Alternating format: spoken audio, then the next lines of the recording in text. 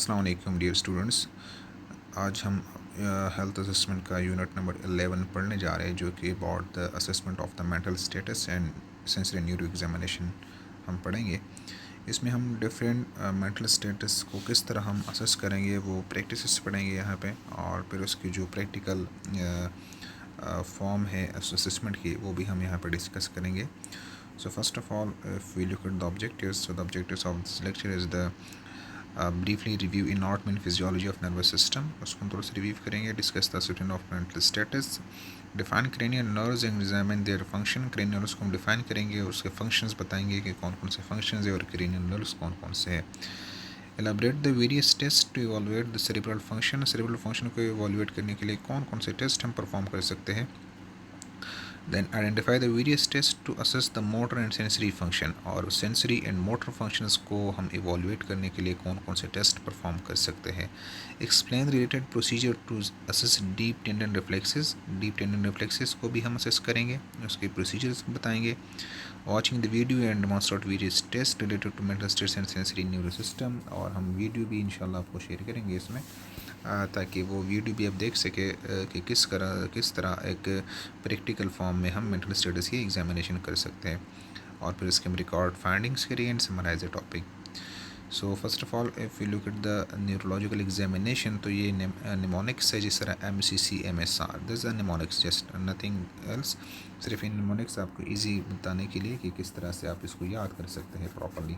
So first of all mental status, M से हमारे पास आ जाता है mental status, then cerebral function, then cranial nerves, then motor function, then sensory function and reflexes. These all are the six elements जिसको हम mental status की या neurological examination की हम इसको हम परफॉर्म करते हैं. और इन सारी जो एलिमेंट्स है, जो एस्पेक्ट्स है या जो सेक्स डोमेन्स है, हम इन सेक्स डोमेन्स को असेस करते हैं और इसमें फर्दर क्वेश्चंस करते हैं, उनकी कुछ प्रोसीजर्स करते हैं, जिसके बेस पे हमें न्यूरोलॉजिकल एग्जामिनेशन का कंप्लीट पता चलता है. सो इसको हम वन बाय वन डिस्कस करते हैं कि हम मेंटल स्टेटस में हम क्या क्या पूछेंगे या किस तरह इसको असेस करेंगे. फिर सेरिब्रल फंक्शन में हम क्या क्या क्वेश्चंस कर सकते हैं या किस तरह असेस कर सकते हैं.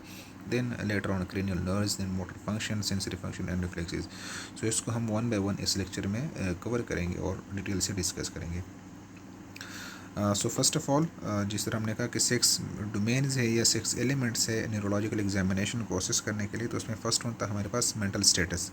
अब मेंटल स्टेटस के फिर फर्दर फोर जो है हमारे पास एलिमेंट्स है, जिसको हम appearance, behaviour, cognitive functions and intellectual functions, ABCI is a mnemonics. इसको आप इस तरह याद कर सकते हो कि इससे आपके पास अपीयरेंस आ जाता है, बिहेवियर है, कॉग्निटिव फंक्शंस है, इंटेलेक्चुअल फंक्शंस है. ये चार एलिमेंट्स है जिसको हम मेंटल स्टेटस को एग्जामिन करने के लिए हम ये इनको परफॉर्म करते हैं इस तरह के. So first of all if we look at the appearance, तो अपीयरेंस में हमारे पास आ जाता है पोस्चर. अब पोस्चर में आपने देखना है पेशेंट के, जब भी आपके पास पेशेंट आता है, पेशेंट चल के आता है या पेशेंट ऑलरेडी बेड रिडन है और आप पेशेंट के पास जाते हैं, तो आपने पोस्चर जब पेशेंट के, आपने सबसे पहले एनजाइटी में टेंस पोस्चर और रेस्टलेसनेस आपको पता चल जाता है कि पेशेंट जब भी आप कभी मेंटल हॉस्पिटल जाते हैं या किसी साइकेट्रिक वार्ड में जाते हैं, तो आपको वहाँ पता चल जाता है कि कौन सा पेशेंट रेस्टलेसनेस है या कौन सा पेशेंट का पोस्चर टेंस है. You can automatically get that posture. Agitated में वो ये होगा कि वो क्राई करेगा या अपने हाथ ऐसे मतलब बार बार से जो इस तरह से व्रिंग करेगा, ठीक है. उसके वेट जो है ना वो वेट हैंड्स होंगे, मतलब गीले स्वेटिंग वगैरह, ठीक है, हाथों पे. इन पेसिंग, या वो ऐसे एजिटेटेड जो होगा कि अगर वो चल सकता है तो वो आगे पीछे जाएगा, मतलब इस तरह से अपने रूम में या अपने कॉरिडोर में या हॉस्पिटल में वो इस तरह से आगे पीछे जो इस तरह को पेसिंग के साथ वो चलता है, ठीक है. सो ये इनकी एजिटेटेड कंडीशंस हो सकती है. डिप्रेशन में slump, collapse posture, slow moments, अगर वो डिप्रेशन है तो उसकी मोमेंट स्लो होती है. मैनिक में अगर वो उनको कि मैनिक अटैक होता है तो उसमें वो सिंगिंग, डांसिंग, एक्सपेंसिव मोमेंट्स वो करेगा, तो वो मैनिक अटैक से. तो आपने अपीयरेंस में फर्स्ट ऑफ ऑल आपने पोस्चर देखना है, फिर पोस्चर के बाद आपने देखनी है dressing, grooming and personal hygiene, ठीक है, ये आपने देखनी है. इसमें आपने as appearance appropriate for the season, climate and occasion, observe the patients hair, teeth, nails, skin, facial hair, use of cosmetic and body odour. आपने देखना है कि पेशेंट्स की जो अपीयरेंस है या पेशेंट का जो ड्रेसिंग है वो क्या इस एनवायरनमेंट से रिलेटेड है, क्या इस जून जुलाई की गर्मी में पेशेंट ने कोई जैकेट तो नहीं पहना, पेशेंट ने कोई शॉल तो नहीं उड़ी हुई, या मतलब इस तरह से उनकी, because that is not according to the climate, not according to the season. अगर पेशेंट जून जुलाई की गर्मी में कोई लेदर की जैकेट पहनता है या मतलब उसने कोई मोटी शाल उड़ी हुई है, so that is not according to the season. तो इसलिए आप उसको प्रॉपरली ड्रेसअप या प्रॉपरली ग्रूम अप नहीं कह सकते, ये इसकी नॉर्मेलिटी है and you have to notified that, ठीक है। Then deterioration Deterioration in grooming and personal hygiene and a previously well-groomed person suggest an emotional, psychiatric or organic brain disorder और Alzheimer disorder। कि अगर पहले से वो ठीक था, उसकी पहले से ग्रूमिंग ठीक आ रही थी, लेकिन उसमें कोई डिटोरिएशन आ रही है, तो इट्स मीन कि उसकी ऑलरेडी कुछ अंडरलाइन डिजीज़ चल रहा है, कोई अल्जाइमर डिजीज़ है, इस तरह के कोई और मेंटल स्टेटस की डिजीज़ चल रही है, कोई साइकेट्रिक इशू चल रहा है, तो आपने उसको फाइंड आउट करना है। देन पेरेंट्स में फिर हमने लेवल ऑफ कॉन्शियसनेस देखना है। अब लेवल ऑफ कॉन्शियसनेस के पेशेंट अलर्ट कितना है, will oriented to time place and person. आप पेशेंट के पास जाते हैं, यू आस्क द पेशेंट कि आज टाइम, अब अभी टाइम क्या हुआ है, या अभी इस वक्त आप कहाँ पे है, या आपका नाम क्या है, ठीक है। सो आप इस तरह के क्वेश्चंस कर सकते हैं। If the patient respond this well, then you can comprehend कि आप उसको कंक्लूड कर सकते हैं कि पेशेंट इज़ वेल अलर्ट, ठीक है। सो आपने पेशेंट का ये टाइम प्लेस एंड पर्सन के बारे में क्वेश्चंस करने हैं उनसे जब भी आप पेशेंट के पास जाते हैं। Then lethargic, patient is drowsy but answer question appropriately before falling sleep again. अब वो इतना थकावट है पेशेंट को, इतना लिथार्जिक है कि वो आपके क्वेश्चंस का जवाब नहीं दे पा रहा प्रॉपर। लेकिन लिथार्जिक में क्या होता है कि पेशेंट आपको ड्राउजी तो है, लेकिन he is trying his best कि वो आपको अपना प्रॉपर जवाब दे बिफोर गोइंग टू स्लीप, ठीक है। तो इसमें पेशेंट आपको प्रॉपरली लिथार्जिक नज़र आएगा, लेकिन आपको रिस्पॉन्ड करेगा, आपको जवाब देगा। देन अपट्यून्ड, द वर्ड अपट्यून्ड मीन्स, अपट्यून्ड का जो मतलब है डल और लेस शार्प, कि वो डल होगा या लेस शार्प होगा। Patient open his eyes and look it to you but give slow confuse response typically as a result of head trauma. जिन पेशेंट्स को हेड ट्रामा होता है वो वो क्या होता है कि आप उनसे जब क्वेश्चंस करते हैं कि आपका नाम क्या है या आप इस वक्त कहाँ पे हैं, then he will just slowly open his eyes and his tries his best कि वो आपको रिस्पॉन्ड कर सके लेकिन उसका रिस्पॉन्स कंफ्यूज रिस्पॉन्स होगा इस, और जिसकी वजह से वो बेसिक रीज़न हेड ट्रॉमा हो सकती है। तो इसको हम एप्ट्यून्ड बोलते हैं। फिर स्टोपर जो है, stupor is patient as arousable for a short period but is not aware of his surrounding and schizophrenia, severe clinical depression, brain tumour. अब ये जो स्टोपर पेशेंट्स हैं ये अराउजेबल तो होते हैं, मतलब आप उनको जगाते हैं, आप उनको शेक करते हैं, आप उनको उनका नाम पुकारते हैं, तो ये अराउजेबल तो होते हैं, मतलब उनकी आंखें ओपन कर लेते हैं, लेकिन for very short period of time, और उनको अपने सराउंडिंग्स का भी नहीं पता होता। So this is a stupor patient. Then coma is prolong state of unconsciousness. जो पेशेंट प्रोलॉन्ग अनकॉन्शियस में चले जाते हैं उसको हम कोमाटॉइज या कोमा पेशेंट बोल सकते हैं कि पेशेंट कोमा में है। देन बी से जो हमने ए बी सी पढ़ा था कि ए पे आपका पेरेंट्स है, बी से बिहेवियर है। सो अब बी पे अब अगर हम आ जाते हैं तो बी बिहेवियर में आपने देखना है फेशियल एक्सप्रेशन। अब जब आपने अपीयरेंस देख ली, अपीयरेंस में आपने पोस्चर देख लिया, आपने अलर्टनेस देखनी है, सारी चीज़ें आपने देखनी है, then you have to come with the behaviour. आपने पेशेंट का बिहेवियर देखना है, फेशियल एक्सप्रेशन देखने हैं। फेशियल एक्सप्रेशन में आपने आई कांटेक्ट आपने देखना है कि उसका पुअर है, गुड है, पियर्सिंग है, उसका आई कांटेक्ट कैसा है आपके पास, आपके साथ वो जब आप आई कांटेक्ट को करते हैं तो उसका कांटेक्ट कैसा है, you have to note that. Then mood पे आपने उसको देखना है। अब subjective emotional state is it is what the patient tells you, feeling sad, good, angry, fantastic, वो सारी कि उनका मूड कैसा है, जो पेशेंट आपको अपने वो खुद बताएगा, दिस इज सब्जेक्टिव स्टेट है, ठीक है। पेशेंट आपको बताएगा कि मैं अभी उदास हूँ या मैं अच्छा फील कर रहा हूँ या मुझे बहुत ज़्यादा गुस्सा आ रहा है, ठीक है। तो ये पेशेंट का मूड आपने असेस करना है। देन इफेक्ट में हमने an observe emotional expression or response in some situation anxiety will be considered any appropriate effect। अब इफ़ेक्ट आपने खुद देखना है, ये है ऑब्जेक्टिव स्टेटमेंट, ठीक है। कि यहाँ पे आप पेशेंट का जो भी इमोशनल एक्सप्रेशन आता है, ठीक है, किसी भी स्टिमुलाई से रिलेटेड, तो वो आपने जिस तरह पेशेंट अगर एंजाइटी में है then you can note that कि इसका इफेक्ट क्या है। फिर कैरेक्टरिस्टिक ऑफ स्पीच आपने देखनी है। इसमें normal speech is inflicted very rise and fall in voice clear and strong flirt in articulate and varies in volume.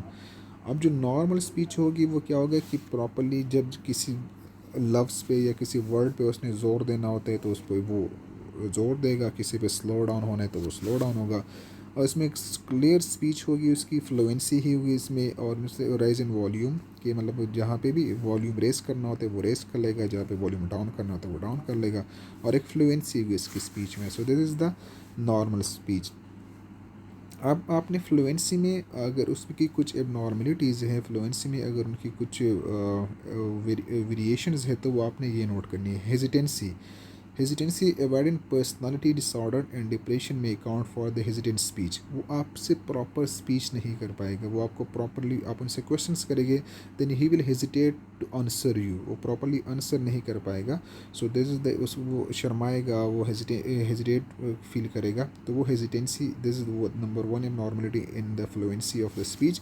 Then stammers होगा, halting articulation with interruption to the normal flow of speech and repetition in speaking. Stammers can be due to stroke or other brain trauma or maybe due to lack of proper language development of the child. कि वो कुछ words को repeat करेगा, मतलब एक बात करेगा बार बार वो उस बात को रिपीट करेगा। सो दिस इज स्टीमर, और ये स्ट्रोक की वजह से या चाइल्ड डेवलपमेंट में जो लैंग्वेज की डिफिशेंसी है उसकी वजह से हो सकता है। देन सर्कमलोकेशन जो है, circumlocution is the another abnormality in speech। इसमें the use of unnecessary word and direct language to avoid getting to the point। वो इस तरह की unnecessary word यूज़ करेगा या deliberate attempt to the vague or evasive। circumlocution may be present in patients with psychosis। जो patient साइकोसिस में होते हैं, आप उनसे बात करेंगे तो वो ऐसी कुछ unnecessary words आपको, ऐसी unnecessary phrases, unnecessary statements आपको बताएगा कि जो आप उनसे बात पूछना चाह रहे हैं वो उस बात पे नहीं आएगा। वो डिलिब्रेट, मतलब जानबूझकर वो अटेम्प्ट करेगा कि वो आपको, वो जो आप बात पूछ रहे हैं वो आपको ना बताए। सो दिस इज द सर्कमलोकेशंस, ठीक है, और इस साइकोसिस के पेशेंट में ज़्यादातर होता है।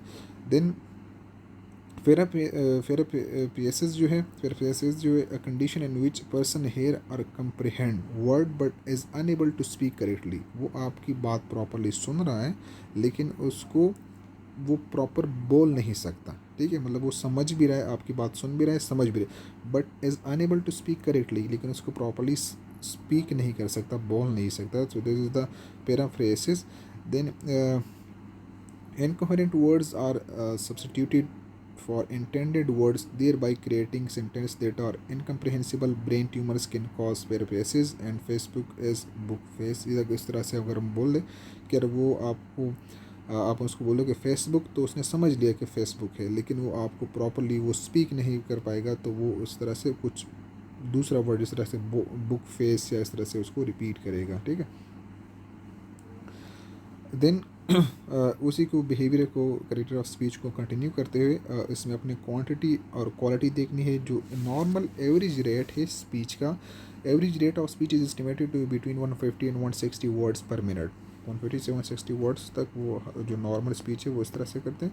आर्टिकुलेशन ऑफ वर्ड्स, अब आर्टिकुलेशन ऑफ वर्ड्स आपने कैसे इसको identify, dysarthria is difficulty and articulate, जो वर्ड्स को अदा करना होता है, ठीक है, आर्टिकुलेशन के वर्ड्स को किस तरह अदा प्रोनाउंस करते हैं, वर्ड को अदा किस तरह, difficulty in articulating word due to emotional stress और पैरालिसिस इन कोऑर्डिनेशन और specificity of muscle use in speaking. Dysarthria can be cause by stroke, Parkinson disease, myasthenia gravis, cerebral disease. ये जो इस तरह की डिजीज़ है मेंटल स्टेटस के, कोई स्ट्रोक है, कोई पार्किंसन डिजीज़ है, तो उसमें क्या कि वो इन कोऑर्डिनेशन, वो प्रॉपरली वर्ड्स को प्रॉपर एक दूसरे के साथ कोऑर्डिनेट नहीं कर पाएगा कि जो वर्ड्स उसने प्रोनाउंस करना है वो प्रॉपरली, आपको कोई स्टेटमेंट, कोई वर्ड प्रॉपर प्रोनाउंस नहीं कर पाएगा। So this is the dysarthria. Then aphasia, either partial or total loss of the ability to communicate verbally or using written words। अब पेशेंट आप में इसके साथ कोई कम्युनिकेट नहीं कर सकता, ना वो वर्बली कम्युनिकेट कर सकता है ना वो रिटन कम्युनिकेट कर सकता है। So that is the aphasia. Aphasia is always due to injury to the brain, most commonly from a stroke, but also may be due to head trauma, brain tumors or infection। कोई head trauma है, कोई brain tumor है, कोई infection है, जिसकी वजह से भी एफेजिया हो सकता है, और इसमें patient is unable to communicate with you, ठीक है। देन कॉग्निटिव फंक्शन पे हमने ABC पढ़ लिया, appearance, behaviour, then cognitive functions पे हम आ रहे हैं, ठीक है। C1 हमारे पास जो है कॉग्निटिव फंक्शन। Cognitive function में refer to the multiple mental abilities including learning, thinking, reasoning, remembering, problem solving, decision making and attention। अब cognitive में हमने ये सारी चीज़ें देखनी है कि उसकी mental abilities क्या है, मतलब उसमें हमें learning देखनी है, उसकी thinking process देखना है, reasoning process देखना है, remembering कि वो किस तरह से चीज़ों को याद करता है, problem solving की उसकी स्किल्स कैसी है, डिसीजन मेकिंग की स्किल्स कैसी है, एंड अटेंशन, ये सारी स्किल्स उनकी कैसी है, तो उसको हम कॉग्निटिव फंक्शंस में हम इसको देखते हैं। First of all you have to orientation, time place and person. Definitely आप उनसे पूछेंगे टाइम प्लेस एंड पर्सन के बारे में, तो आपको पता चल रहा है कि पेशेंट इज वेल ओरिएंटेड और not oriented. Then thought process, अब जिनका थॉट प्रोसेस है वो किस तरह आप लोग असेस कर सकते हैं। फॉर एग्जांपल आप उनके एक लॉजिकल स्टेटमेंट देते हैं, एक लॉजिकल स्टेटमेंट देखते हैं कि उसको वो प्रॉपरली सॉल्व कर सकता है या नहीं। फॉर एग्ज़ाम्पल हम उनको क्वेश्चन बताते हैं कि if Naveed is taller than Imtiaz, अगर नवीद इम्तियाज़ से ज़्यादा, उसकी हाइट ज़्यादा है, and Ahmed is taller than Naveed, और अहमद की हाइट नवीद से ज़्यादा है, हु इज़ द टॉलेस्ट, तो टॉलेस्ट कौन हो गया। तो ये आप लोग खुद अपने असेसमेंट कर ले कि अगर आप उस क्वेश्चन का आंसर कर सकते हैं तो इट्स मीन कि आपका थॉट प्रोसेस इंटैक्ट है। अगर नहीं कर सकते तो you have to work on your thought process as well, ठीक है। एंड आई होप कि आप सबका थॉट प्रोसेस बिल्कुल ठीक होगा। देन लॉजिक की बात आप आते हैं कोहेरेंस में, a quality of sentence when all parts are clearly connected and speech is progressing towards a logical goal. Coherence ये है कि जो उनकी स्टेटमेंट्स है, जो स्टेटमेंट वो आपको, जो सेंटेंस वो आपको बताना चाह रहा है वो बिल्कुल क्लियरली है और एक दूसरे के साथ कनेक्टेड है, words are connected with each other, और जो आपको समझाना चाह रहे हैं वो प्रॉपर आप समझ जाते हैं। सो दिस इज़ द कोहेरेंस, कि उनके जो वर्ड्स है उसमें एक दूसरे में कोऑर्डिनेशन है वहाँ पे, ठीक है। And relevance pertinence to the matter at hand, relevance ये है कि जो बात आप उनसे पूछना चाह रहे हैं वो आपको वही बात ही बता रहे हैं, ठीक है। फॉर एग्जाम्पल आप उनसे पूछना चाह रहे हैं कि आपका नाम क्या है, और वो आपको बता दें कि नहीं मैं स्कूल में पढ़ता था, ठीक है। या आप उनसे पूछना चाह रहे हैं कि आपकी एज क्या है, और वो आपको बताए कि मैं कल आया हूँ hospital. So this is not the relevance. Relevance वही चीज़ है कि जो आप उनसे बात पूछे वो आपको एग्जैक्टली वही सेम बात उसको रिस्पॉन्ड करे। So this the relevance. Then organisation, how the thought flow and are connected, और कि थॉट्स जो है वो एक दूसरे के साथ किस तरह कनेक्टेड है, उसको हम organisation. So this is the thought process, जिसमें आपका logic, coherence, relevance and organisation, ये चार चीज़ें आपने देखनी है। अब इबनॉर्मलिटीज़ क्या है थॉट प्रोसेस की? जो इबनॉर्मलिटीज़ है वो नंबर वन है the circumstantial. Circumstantial provide unnecessary detail but eventually get to the point. वो आपको आपने उनसे पूछा कि आपकी एज क्या है, तो आपको बताएगा कि मैं 1993 में पैदा हुआ था, फिर ये हुआ था, फिर ये, लेकिन एंड पे बता देगा कि मेरी एज इतनी है, ठीक है। सो वो आपको अननेसेसरी डिटेल बता देगा, लेकिन वो आपको पॉइंट पे आ जाएगा। This is the circumstantial. Then tangential is move from thought to thought that relate in some way but never get to the point। आप उनसे कोई क्वेश्चंस करते हैं, आप उनसे क्वेश्चंस करते हैं कि आपके घर में किसी को डायबिटीज़ है, या आपके घर में किसी को स्ट्रोक हुआ है, या आपके घर में किसी को हाइपरटेंशन है, तो वो आपको सारी हिस्ट्री बताएगा कि मेरी दादी जो है वो इस डिजीज उससे मर गई थी, मेरी अम्मा को ये डिज़ीज़ है, मेरे अब्बू को, मतलब वो सारी, लेकिन वो आपको ये नहीं बताएगा कि हाँ हमारे घर में किसी को ये डिज़ीज़ है या नहीं है, मतलब वो आपको टू द पॉइंट चीज़ नहीं बताएगा। जस्ट एक थॉट से दूसरे थॉट में स्विच करेगा, लेकिन जो आपने पॉइंट उनसे पूछा है, जो आपने क्वेश्चन किया है, वो आपको उसको प्रॉपर रिस्पॉन्ड नहीं करेगा। So this is the tangential. फिर फ्लाइट ऑफ आइडियाज़ है, quickly moving from one idea to another, it is observe in patient with mania. जो मेनिया में के सब पेशेंट्स होते हैं उनमें ये आइडियाज़ कि वो आपको अभी नाश्ते के बारे में बात करेगा, लेकिन नाश्ते के ऑटोमेटिकली वो चाहे वो आपसे दूसरी जो उसका आइडिया होगा वो ये बताएगा कि परसों हमारे घर में शादी है। फिर वो आपको, अगर वो शादी के बारे में बात कर रहे हैं, then he will suddenly switch to another idea, और ये बताएगा कि हमने लास्ट टाइम हमने कार ली थी, या इस तरह से। तो वो idea from one idea to another idea he will switch quickly. तो इस तरह इसको हम फ्लाइट ऑफ आइडियाज़ बोलते हैं। Then thought blocking, thoughts are interrupted, वो आपको बात बता रहे बीच में बिल्कुल स्टॉप हो जाएगा, उनको पता नहीं कि मतलब मैं क्या बात कर रहा था। So there is the thought blocking. वो आपको कम से उनसे की बात पूछे, तो जब भी हम इससे पेशेंट से बात करते हैं देन ही विल कंटिन्यू आपको, लेकिन अचानक से वो स्टॉप कर जाएगा बिकॉज उनके थॉट ब्लॉक वहाँ पे। तो this is the also the mental cognitive dysfunction या कॉग्निटिव इबनॉर्मलिटीज़। फिर प्रिजर्वेशन है रिपीटेशन ऑफ वर्ड फ्रेज और आइडियाज़ कि बार बार कोई ना कोई वर्ड वो रिपीट करेगा, बार बार कोई वर्ड वो रिपीट करेगा या आइडिया रिपीट करेगा, preservation. And word salad randomly spoken words, window books, dogs, hand runs associated disorder include dementia, schizophrenia, brain injury. अब जो वर्ड सैलेड है वो इस तरह से रैंडमली बात बताएगा, रैंडमली वर्ड्स बताए जिसकी कोई मीनिंग भी नहीं होगी। जिस तरह फॉर एग्जांपल यहाँ पे लिखा हुआ है कि Windows, books, dogs, hands, runs. अब इसकी कोई मीनिंग नहीं है बन रही स्टेटमेंट, लेकिन वो एक रेंडमली जो उसके मुंह में आता है, जो भी इसके मुंह में कोई जहन में कोई वर्ड आता है, वो अचानक से उसको अटर करेगा, उसको स्पीक करेगा, वो ही विल स्पीक दैट। तो इसको हम वर्ड सैलेड बोलते हैं। देन थॉट कंटेंट्स में हम जाते हैं, तो थॉट कंटेंट्स में कंपल्शंस आप देखते हैं। Compulsion mental acts that a person carries out continuously in attempt to neutralise anxiety, repetitive hands washing based on a fear of contamination. अब इसमें ये होता है कंपल्शन में कि बार बार किसी काम को परफॉर्म करना, किसी एक चीज़ को परफॉर्म करना। कंपल्शंस का मतलब यही है कि एक एक्ट है, कोई काम है, उसको आप बार बार रिपीट कर किए जा रहे हो। अब इस तरह के पेशेंट्स क्या करते हैं, फॉर एग्जांपल सम टाइम ये होता है कि पेशेंट बार बार अपने हाथ धो रहा है, और हाथ इसलिए धो रहा है क्योंकि उनको लग रहा है कि मेरे हाथ गंदे हैं, मेरे हाथ पे कोई जरासीम लगे हुए, मेरे हाथ में मतलब कोई इस तरह की चीज़ लगी हुई है, तो वो बार बार अपने हाथ धोएगा। This is the compulsion. And obsessions क्या है, persistent, recurrent and unwanted thoughts or image or impulses that cause anxiety but cannot be controlled। अब इसमें इसको रिकरेंट अनवांटेड थॉट्स आएंगे, ये दोनों चीज़ें अक्सर एक दूसरे के साथ जुड़ी होती है। ऑब्सेसिव कंपल्सिव डिसऑर्डर आप लोगों ने सुना होगा, OBCD, कि उसमें ऑब्सेशंस भी होती है, कंपल्शन भी होती है। ऑब्सेसिव कंपल्सिव डिसऑर्डर्स ये आप मेंटल, इंशाल्लाह जब मेंटल आप लोग पढ़ेंगे mental health nursing second semester में, तो फिर आप लोगों को ये प्रॉपर एक सब्जेक्ट में पढ़ाया जाएगा कि ऑब्सेसिव कंपल्सिव डिसऑर्डर्स क्या होता है। लेकिन यहाँ पे अपना समझ ले कि कंपल्शन में वो कोई एक्ट परफॉर्म करेगा बार बार, और ऑब्सेशन में उनको बार बार कोई ऐसी थॉट्स आएगी जो इसकी रियलिटी कोई नहीं होगी। तो this is the obsessions. Delusions a fix false belief not based on reality and cannot be altered by rational arguments। somatic religious causes schizophrenia, manic depressive disorder, psychosis में ये चीज़ें आ जाती है कि उनको फॉल्स बिलीफ आएगी, कोई झूठी उसको कोई उसकी कोई रियलिटी नहीं होगी, वो बिलीफ जब उनको आएंगी फिक्स, तो उसको हम डिल्यूजन्स बोलते हैं।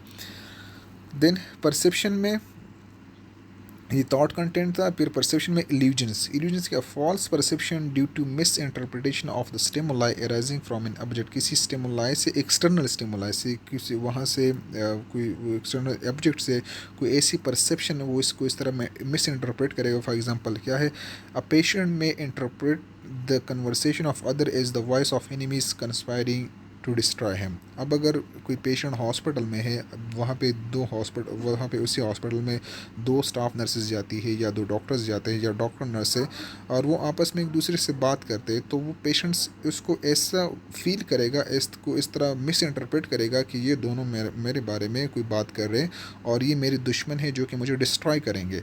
सो this is the false illusion है, ठीक है। और इसकी जो external stimuli, external object means क्या है कि वो डॉक्टर नर्सेज या दोनों नर्सेज या डॉक्टर्स, वो क्या है, वो एक्सटर्नल ऑब्जेक्ट है जिससे वो ये अखज़ करेगा कि ये जो बात हो रही है ये मेरे बारे में हो रही है, they are destroying me. So this is the false perception, इसको हम इल्यूजन्स बोलते हैं। Then hallucination, a false perception of something that is not really there.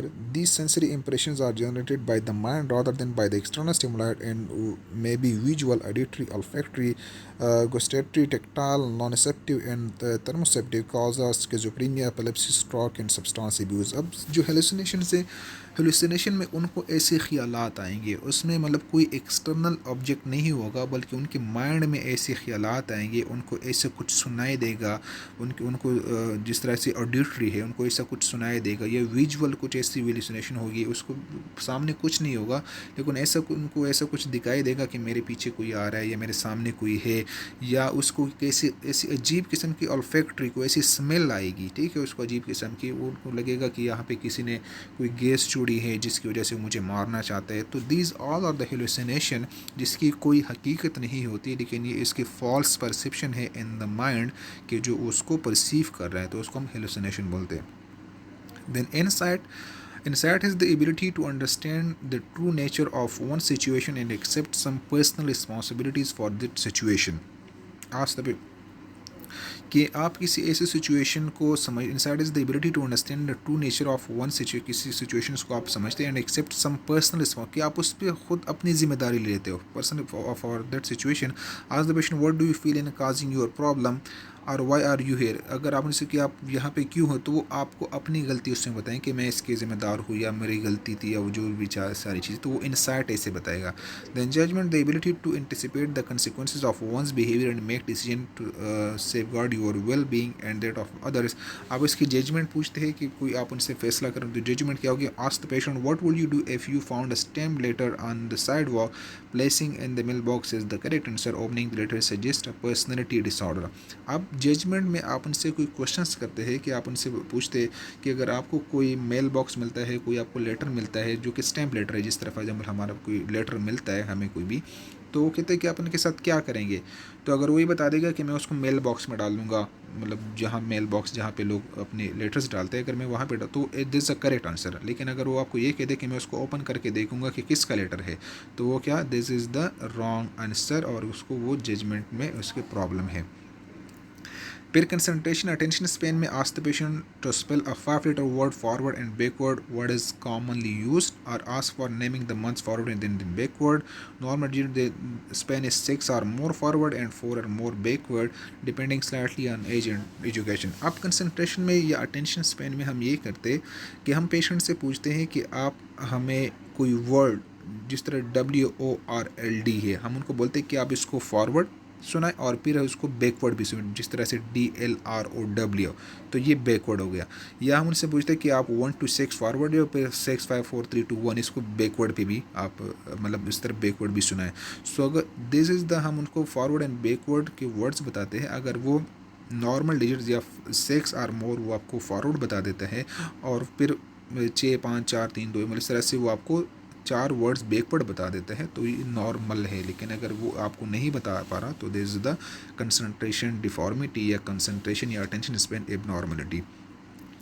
फिर मेमोरी एसेस करते हैं हम इसमें मेमोरी एसेस करने के लिए ask the patient to recall 3 objects after 3 minutes. आपने उनको कोई इमीडिएट आपने कोई उनसे बात की है आप उनको कोई बात बताते हो और 3 मिनट के बाद दोबारा उसी चीज़ को आप पूछते हो उनसे तो अगर वो उसको वो रिकॉल आ रही है तो इट्स मीन कि वो इमीडिएट मेमोरीज की ठीक है।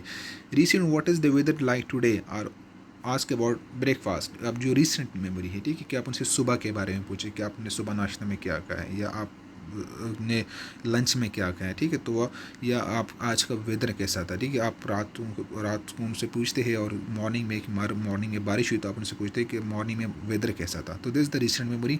रिमोट ये है कि वेयर वर यू बॉर्न वो जो पुरानी बिल्कुल आपकी स्टोर मेमोरी है तो वो आप कहाँ पैदा हुए थे या आपका ताल्लुक़ किस जगह से है उस तरह से या आपने FSC कब की थी या आपने अपनी ग्रेजुएशन कब कंप्लीट की थी तो this is the remote memory जो कि लॉन्ग टर्म मेमोरी होती है। फिर इंटेलेक्चुअल फंक्शंस में एब्स्ट्रैक्शन एबिलिटी हम patient a bird as in the अब उनसे एब्स्ट्रैक्शन एबिलिटी क्या है प्रोवर्ब्स में से कुछ में a bird in the hand as worth 2 in the bush ठीक है कि आप उनसे आप उनको कोई फ्रेज देते हैं उनको बता इसका मतलब क्या है। या all that glitter is no gold कि आपके हाथ में जो एक बर्ड है it is worth more then कि 2 अगर दरख्त पे है तो वो एक ही ज़्यादा वर्थ है। या हर चमकती हुई चीज़ सोना नहीं हुआ all that glitter is no gold. So ये फ्रेजेस है ये प्रोवर्ब्स है कि आप उनसे इसके एब्स्ट्रैक्शन एबिलिटीज़ पूछते हैं। Comprehension ask the patient to follow a 3-step command touch your nose then the table then my ear। आप उनसे comprehension में कि आप पहले अपने नोज टच करें देन टेबल टच करें देन माई एयर मेरे एयर को टच करें। अगर उसको फॉलो कर लेता है ठीक है उस कमांड को फॉलो करता है देन उसकी कंप्रीहेंशन ठीक है। कंप्यूटेशन में आप subtract 7 from 100 and these all are the questions these all are the parameters by which you can assess the mental status the intellectual function of your patient। और बहुत easy है with in minutes आप उसको perform कर सकते हैं अगर आपको ये सारी चीज़ें स्टेप्स बाय स्टेप्स याद हो। एबिलिटी टू रीड और ask the patient to read few phrases from a nearby newspaper. अगर वो आपके पास न्यूज़पेपर है उससे कोई चीज़ आपको रीड कर लेता है उनसे आपने क्वेश्चन पूछना है। कंस्ट्रक्शन एबिलिटी ड्रा स्क्वायर और circle and ask the patient to copy asking the patient to construct a clock face with a number is a good test of construction ability. वो clock बनाए उसमें numbers लिख के ठीक है वो उसका कंस्ट्रक्शन एबिलिटी कैसी है। Acalculia, the ability to perform simple mathematical tasks such as adding, subtracting, multiplying, and even simply stating which of two numbers is large enough is due to the acquired neurological injury stroke. ये एक्लकुलिया में ये है कि patient calculation कोई भी calculation properly आपको नहीं बता सकता, ना कुछ ऐड कर सकता है, ना सब्सट्रैक्ट, ना मल्टीप्लाई, और this because of the due two stroke. So this was the part 1 of this lecture. और जो हमारा सेकंड इसका पार्ट हो, part 2, mental status and sensory neuro examination, इसको इंशाल्लाह हम नेक्स्ट लेक्चर में कंटिन्यू करेंगे. आई होप कि आपको इस लेक्चर की समझ आ चुकी होगी. कोई सी भी लेक्चर में कोई भी आपको मसला है, कोई समझ ना आ रही हो, तो यू कैन आस्क मी, इंशाल्लाह आई विल आंसर. ओके, अल्लाह हाफिज़. बाय.